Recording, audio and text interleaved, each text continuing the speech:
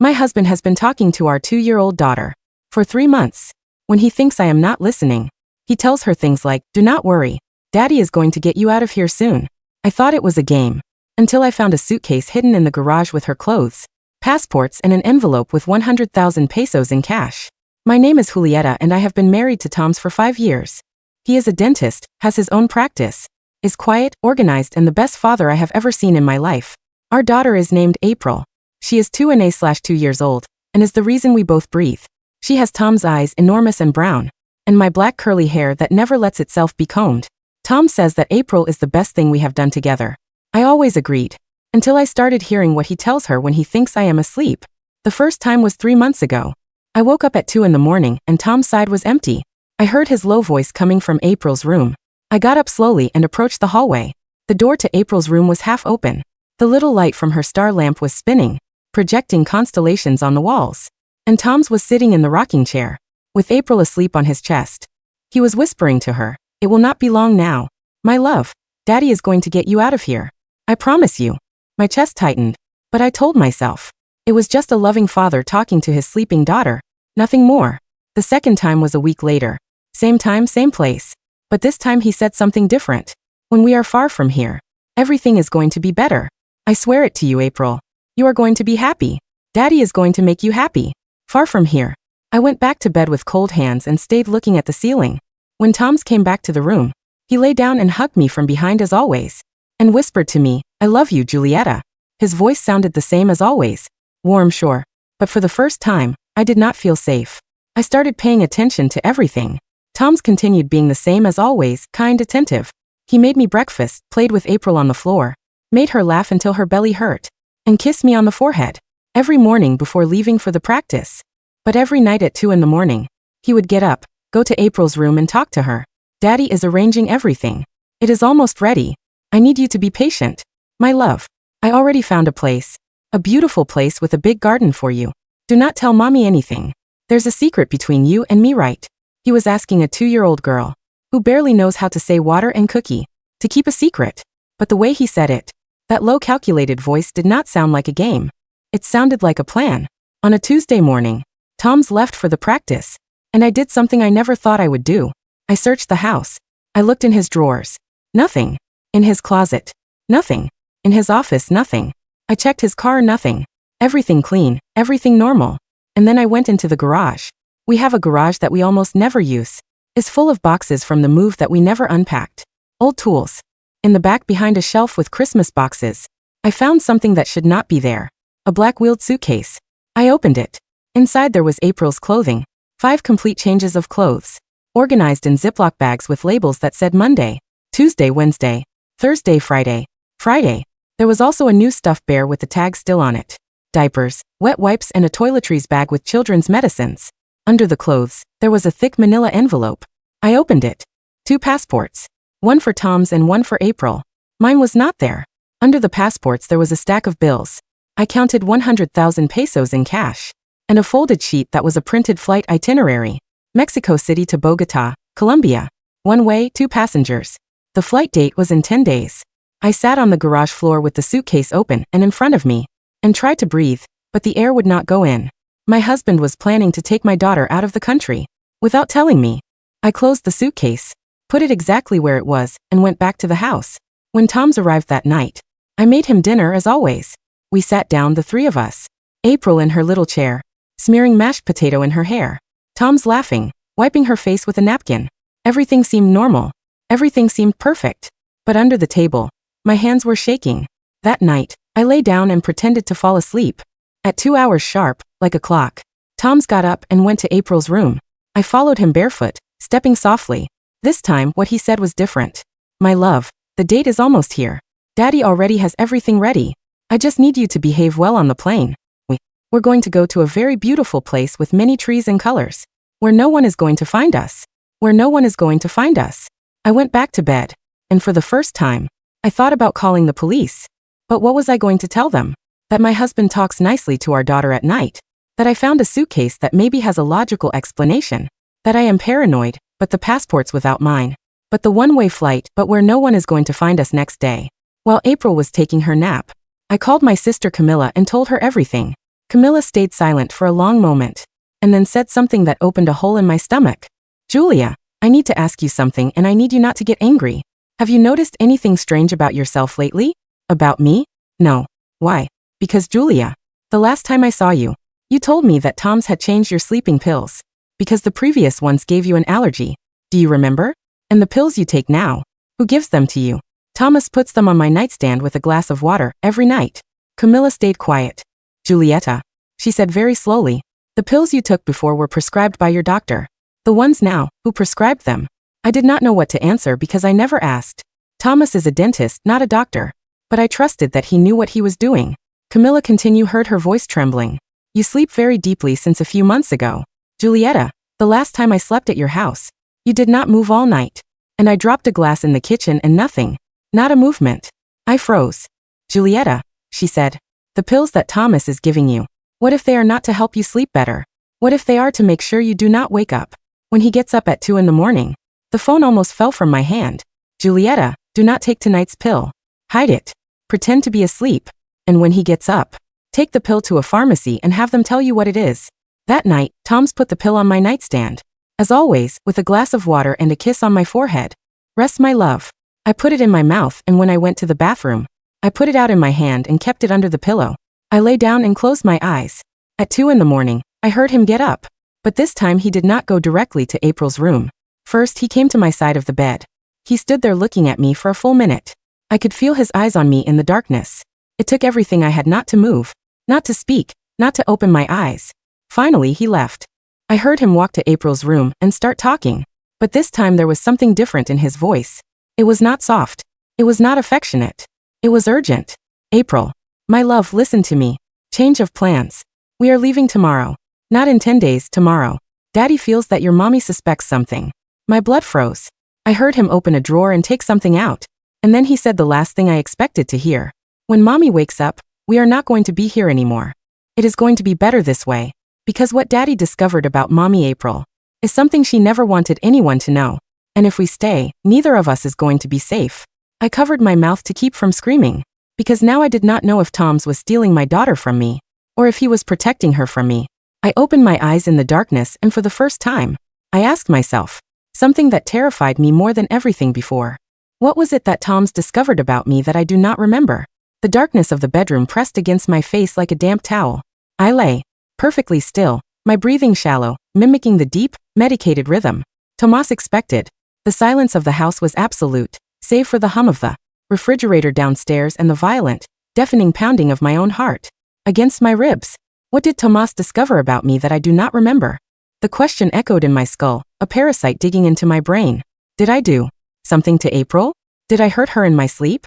My mind scrambled, sifting through the past 5 years, desperately looking for blank spots, for blood, for anything that could justify the cold, urgent terror in my husband's voice. But there was nothing. Only the warm, exhausting blur of motherhood.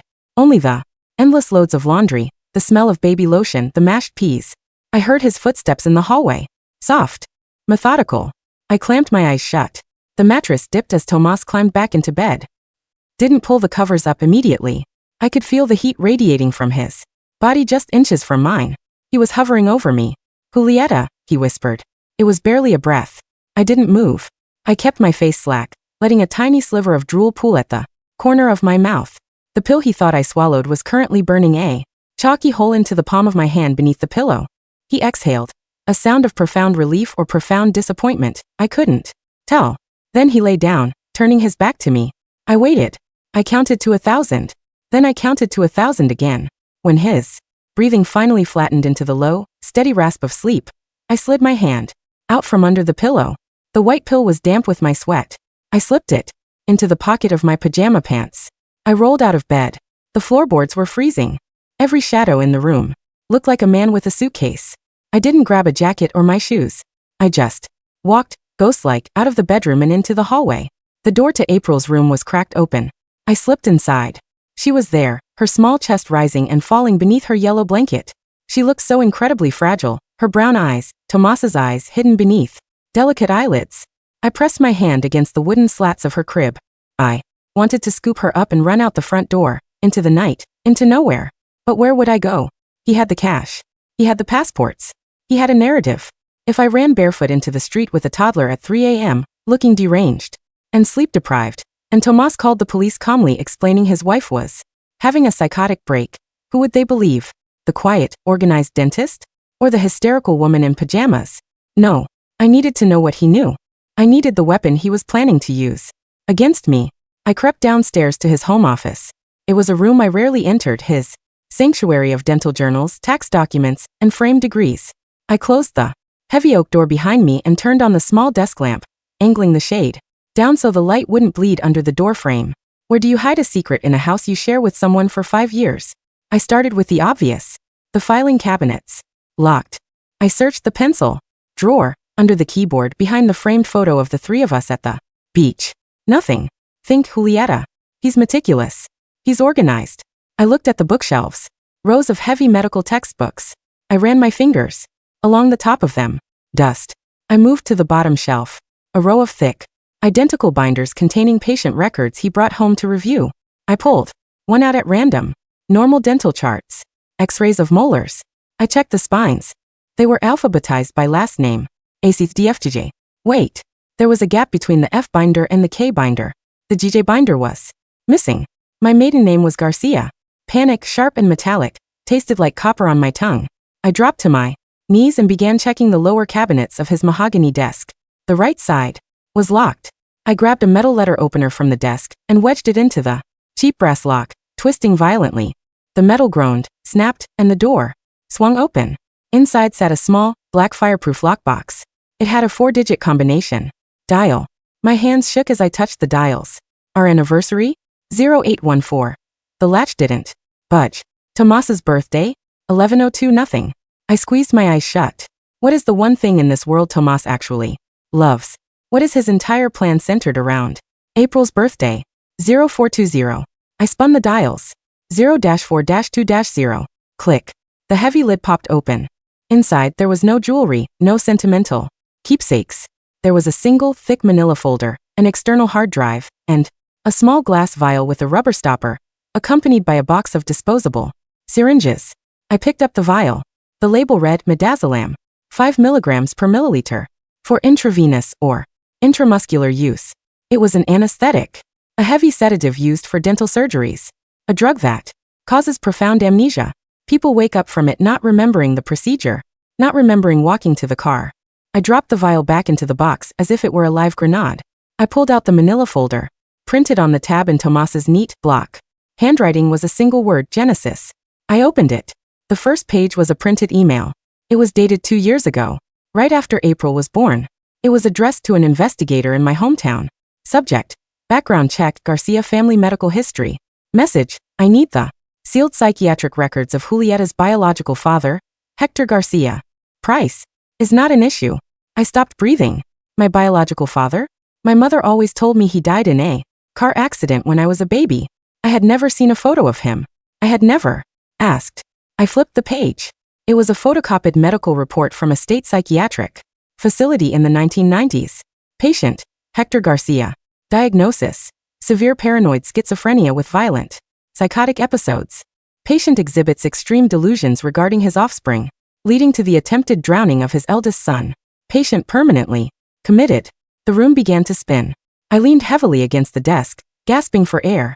Tomas had found out. He had dug into my past, uncovered a genetic landmine my mother had spent her life hiding from me, and convinced himself it was only a matter of time before I snapped and hurt April. But I hadn't snapped. I was perfectly fine. I was a good mother. I flipped frantically to the next section of the folder. There were notes. Daily logs written by Tomas starting 6 months ago. October 12th. Administered 0.25 milligrams triazolam in evening tea. Subject slept deeply. No signs of somnambulism. November 4th. Increased dosage. Switched to halcyon pill. Disguised as allergy medication. Subject experienced mild confusion upon waking. Good. December 15th.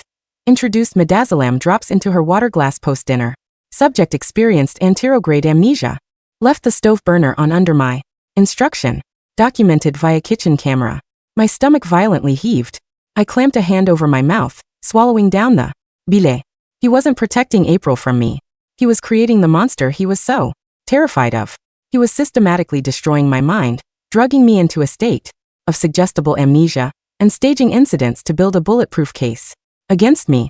I grabbed the external hard drive and plugged it into his laptop.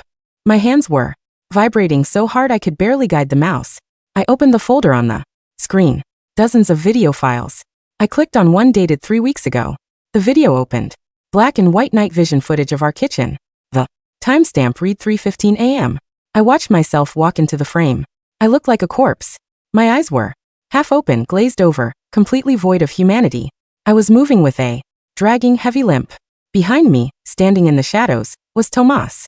He didn't look like the man who kissed my forehead every morning. His face was cold, clinical. He stepped up behind me and whispered something in my ear. In the video, I nodded slowly, sluggishly. I reached into the knife block and pulled out the large butcher knife. I watched myself turn and begin walking toward the stairs, toward April's room. The video cut out. Tears poured down my face, hot and fast. I hadn't tried to hurt her. He had put the knife in my hand while I was chemically paralyzed, filmed it and took it away before I reached the stairs. What Daddy discovered about Mommy is something she never wanted anyone to know. And if we stay, neither of us is going to be safe. He was going to leave the hard drive for the police. He was going to flee to Colombia with my daughter. And when the authorities arrived, they would find the footage. They would find the medical records of my psychotic father. They would find a hysterical, confused woman who couldn't remember her own actions. They would lock me in a padded room forever. And Tomas would be the heroic father who saved his daughter from a madwoman. No, I whispered to the dark room. A primal, violent heat bloomed in my chest. It burned away the fear. It burned away the confusion. The woman who had been walking around in a medicated fog for 6 months died in that chair, and a mother woke up. I unplugged the hard drive and shoved it into my pocket. I grabbed the folder, the vial of midazolam, and the syringe. I looked at the clock on the computer. 3:45 a.m. He had said they were leaving tomorrow, which meant he would likely drug me heavily at breakfast, pack the car, and be gone before I ever woke up from my afternoon nap. I crept out of the office and went to the kitchen. I needed an advantage. I needed him incapacitated before he could implement his new timeline. I took the vial of midazolam and drew a heavy dose into the syringe. I walked to the refrigerator. Tomas drank a specific brand of protein shake every morning before he went to the clinic. I opened the bottle, injected the clear liquid into the chocolate liquid, shook it, and put it back. But as I closed the refrigerator door, the hairs on the back of my neck stood up. A floorboard creaked in the ceiling above me. In the hallway, he was awake. I froze. I listened. Soft footsteps. Not heading to the bathroom. Heading toward the stairs. He was coming down. I shoved the syringe into my pocket and backed into the pantry, pulling the louvered door shut just as the kitchen light snapped on. Through the wooden slats of the door, I watched my husband. He was fully dressed. Dark jeans, a black sweater, and his heavy boots. He wasn't waiting for tomorrow. Tomorrow meant today. He was leaving right now. He walked to the counter, grabbed his keys, and moved toward the garage door.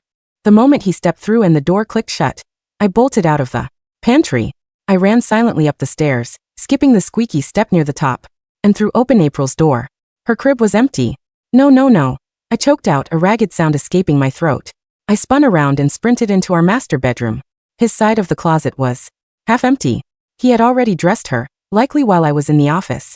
I ran back downstairs, my bare feet slapping quietly against the hardwood. I reached the kitchen just as I heard the faint beep-beep of the car unlocking in the garage. I opened the garage door. The overhead fluorescent lights flickered to life. The trunk of his SUV was open. The black suitcase I had found earlier was already inside. Tomas was strapping April into her car seat in the back. She was half asleep, clutching the new stuffed bear. "Tomas," I said. He froze. He didn't jump. He didn't gasp. He just slowly finished clicking the buckle over April's chest, closed the car door softly so as not to wake her entirely, and turned to face me. His eyes swept over me.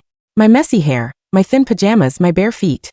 And then, his gaze locked onto the bulge in my pajama pocket, the hard drive. His face shifted. The warm, loving mask melted off, revealing something so hollow and predatory I took a step back. "You didn't take your pill," he said. His voice was conversational, utterly devoid of emotion. "I know what you're doing," I said, my voice shaking with a rage that threatened to break me in half. "I saw the folder. I saw the videos. You drugged me." Tomas sighed, leaning against the side of the car. He crossed his arms. "I medicated you, Julieta. There's a difference. I was managing a crisis. You put a knife in my hand." I screamed, unable to hold it in anymore. Shoo, he hissed, pointing a finger at me. You'll wake her. He took a step toward me. I backed up, my hand instinctively reaching for the heavy iron wrench sitting on the shelf next to the Christmas boxes. You're sick, Julieta, he said softly, walking slowly toward me like one might approach a rabid dog. It's in your blood. I read the file. Your father was a monster. I watched you for years, waiting for the cracks to show. And they did. You were tired all the time. You were forgetful. You were a danger to my daughter. She is my daughter too. Not anymore, he stated coldly. You're unstable. The videos prove it. I'm taking her to Bogota. I have a clinic set up there. We're starting over. If you try to stop me, I'll call the police right now. I'll show them the footage of you hovering over her crib with a butcher knife. They'll lock you in a psych ward so fast your head will spin, and you will never, ever see her again. He was close now. Too close. Go back to bed, Julieta, he whispered, a twisted smile forming on his lips. Take your pill. When you wake up, we'll be gone. It's the kindest thing I can do for you. He reached out to touch my face. I didn't think. I reacted. I pulled the heavy iron wrench from the shelf and swung it with every ounce of strength I possessed. The metal connected with the side of his knee with a sickening crack. Tomas roared in pain, his legs buckling instantly. He crashed to the concrete floor, clutching his shattered kneecap. You bitch. He screamed, his calm facade shattering entirely. He lunged at me from the floor, his hands grabbing my ankle. He yanked hard. I fell backward, my head slamming against the concrete. White light flashed behind my eyes. The world spun violently. I felt his heavy weight crawling on top of me. His hands, strong and precise, from years of dental surgery, found my throat. His thumbs pressed into my windpipe. I tried to do this cleanly. He spat, his face inches from mine, his eyes wild and bloodshot. I tried to let you live. I clawed at his face, my nails dragging down his cheek, drawing deep, bloody lines. He didn't even flinch. Black spots began to dance at the edge of my vision. My lungs burned. I kicked, thrashing my legs against the floor, but he was too heavy. My right hand flailed wildly against the concrete, searching for the wrench I had dropped. Nothing. The darkness was closing in. The roar of the ocean filled my ears. Through the ringing, I heard a faint sound. Mommy. April's tiny voice, muffled through the glass of the car window. Adrenaline, pure and explosive, shot through my veins. My flailing hand brushed against my own pocket. The syringe. With the last fraction of oxygen in my blood, I unzipped the pocket, pulled out the syringe and ripped the plastic cap off with my teeth. I jammed the needle directly into Tomas's neck, plunging the plunger all the way down. A massive, concentrated dose of midazolam. For 3 excruciating seconds, nothing happened. He continued to squeeze my throat. I felt my eyes rolling back in my head, and then his grip loosened. His eyes widened in sudden confusion. He blinked rapidly. The furious, murderous light in his eyes began to dim, replaced by a slack, terrifying emptiness. He let go of my neck, swaying above me like a drunk man. He looked down at his hands, then at me, as if he couldn't remember how he had gotten to the floor of the garage. Julieta, he mumbled, his speech instantly slurred. Why are we on the floor? He collapsed to the side, completely unconscious. I rolled over, gasping violently, vomiting bile onto the concrete. I dragged myself away from his body, coughing and clutching my bruised throat. It took me 3 minutes to find the strength to stand. When I did, I walked over to his unconscious body. I reached into his coat pocket and pulled out his phone, the car keys, and the thick envelope of cash and passports he had moved to his jacket. I unlocked the car. April was wide awake in her car seat, her big brown eyes staring at me in confusion. Mommy hurt, she asked, pointing her little finger at my throat. Tears spilled over my eyelashes. I forced the biggest, brightest smile I could. Musta. No, baby. Mommy's okay. We're just playing a game. Daddy sleep? She asked, looking at Tomas on the floor. Yes, I said, my voice trembling but gaining strength with every word. Daddy is going to sleep for a very long time. I didn't call the police. Not yet. If I called the police now, there would be an investigation. Social services would take April temporarily. Tomas's lawyers would spin a web of lies. Even with the hard drive, a smart lawyer could claim I faked it, that I really was insane.